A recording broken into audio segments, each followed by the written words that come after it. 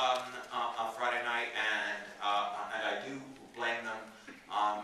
Unfortunately, the only journalist I actually have, the only significant journalist I have face-to-face access with is Maureen, who is always on the side of the angels, and even when I disagree with her, she is a great journalist. So I'm yelling at her so that she'll yell at someone else, but she doesn't deserve it. Yes, first of all, one thing that All the President's Men did, that this movie did, was make journalists want to be rock stars, okay? Everybody wanted their shot at having a movie made about them, of being famous like Woodward and Bernstein. But newspapers, magazines, particularly television news broadcasts, have, from where I sit, simply abdicated their role, the incredibly important role that they play. And I'm sorry to be preachy, but and part of this, by the way, is I'm literally at this moment, when I leave here, I'll return to it, writing about this very subject. The most, I was going for an easy round, but thank you.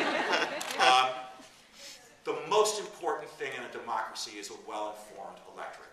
Okay? No matter where on the political spectrum you are, no matter reasonable people can disagree on all of these things in front of us. But reasonable people can't disagree on facts. Facts are facts.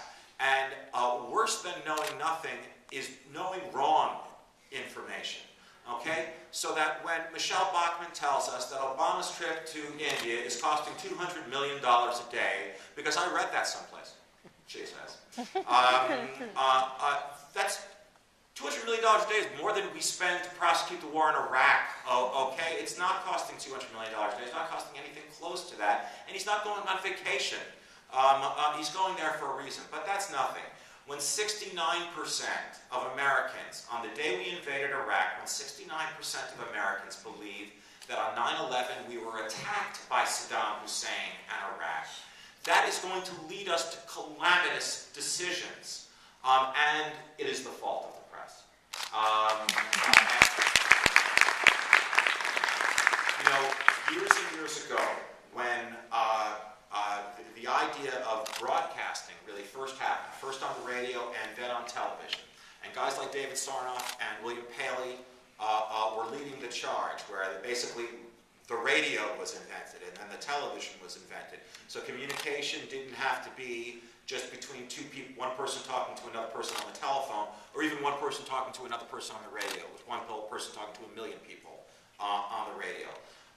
They had to make a deal with Congress because NBC, CBS, ABC, they don't own the airwaves. We do. They don't own the airwaves any more than they own the air. Yeah, thank you, that's right. They made a deal, just like airlines essentially have to pay into the national coffers to use the routes that they use over our heads.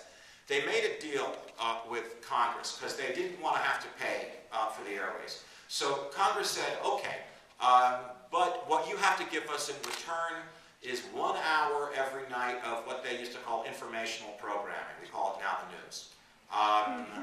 That 1 hour now is turned into a half hour. That's why there's a national news broadcast. But Congress stopped one step too short. Congress should have said, and under no circumstances can there be paid advertising during this program, because once there's an incentive to make the news popular, we're screwed. Okay, we're not going to be getting real information. Where the top story is going to be what happened last night on Dancing with the Stars. And we need real information. So we kind of blew it about 80, 90 years ago. And I don't know what the answer is, but the question has to keep getting asked. That the press has abdicated the most important role there is in a democracy. Well, and what's interesting is what came up on the Bill Maher show is the internet, is that the press allows stuff that's circulated on the internet. Yeah. That's fact. Like the internet becomes a reasonable source for mainstream press, which is problematic because when I write a movie, when I write an episode of television, when a magazine is going to publish an article, when a newspaper is going to publish an article, you are held to legal standards that you have to rise to. Look, when I'm writing about real people, I have a moral compass that tells me first do no harm, that you can't play fast and loose with the truth when you're talking about real people who are still alive. And in the case of the social network, they're young people. I have a moral compass that tells me not to screw around with them. But in case my moral compass is broken, there is a legal compass as well. And the social network, that script gets vetted by a legal team you couldn't fit in this building. They're so big, it gets vetted to within an inch of its life. Ironically, most internet content is not held to that same legal standard. So if it's circulating on the internet that you like to beat up kittens, okay? Now the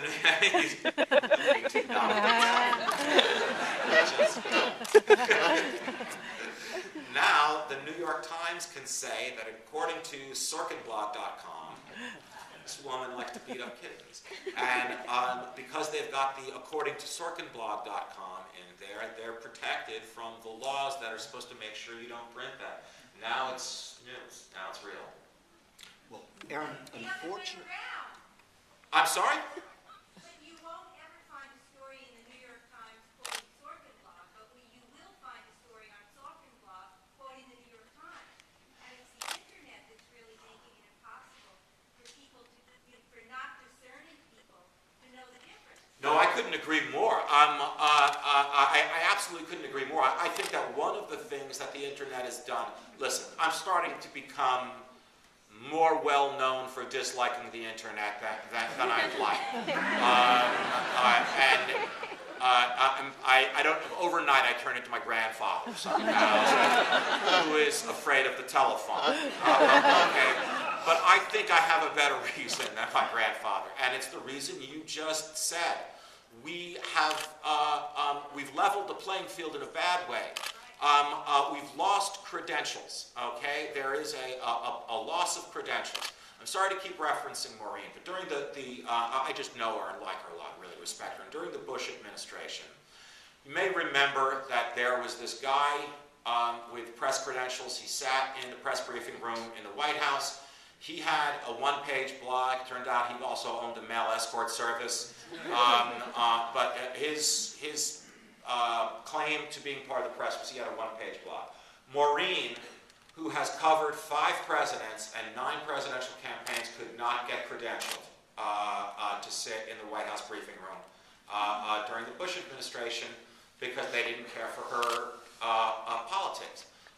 Well, you're able, that room sits 93 people. You're certainly able now to find 93 bloggers who'll be happy for the free coffee and bagels to sit in there. I've said this before. Everybody is entitled to a voice, and no one has gotten more use out of the First Amendment than I have. Everybody is entitled to a voice, but a microphone has to be earned.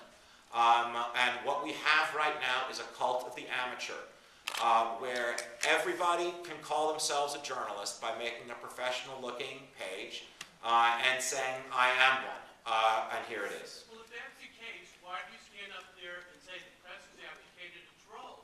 Don't you have to be more discerning and say there's portions of the press? Yes, you're absolutely right, sir. And I mean, Maureen Dowd is a person who's in the press, and you're saying how great she is, and maybe she is. No, you're 100% right. I should not paint everybody with the same brush, and there are definitely, you're 100% right. And there are members of the press who are trying like hell, like a spider that is being flushed down the toilet and swimming. They're trying to grab onto the sides and get out of there. You're 100% right. And it's more than Maureen. There are a couple of dozen Maureens out there.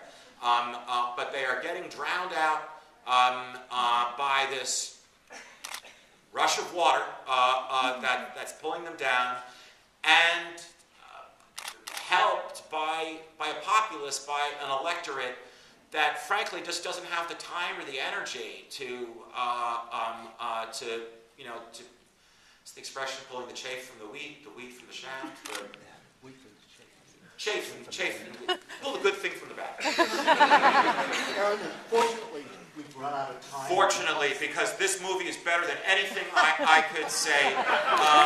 It's really fantastic. It did win Bill Goldman, the script. Amazingly, it did not win the Academy Award that year for Best Picture, nor did Network win the Academy Award that year for Best Picture. They both won Best Screenplay, Original and Adapted. Rocky won Best Picture. Rocky's a great movie. Don't shake your head. It did, but that was quite a lineup of movies, and you know, every year we should have 5 movies that good competing for Best Picture. It was a real pleasure talking to you. You guys were 100% right back there. Thanks very much, and enjoy this movie. Thank you so much.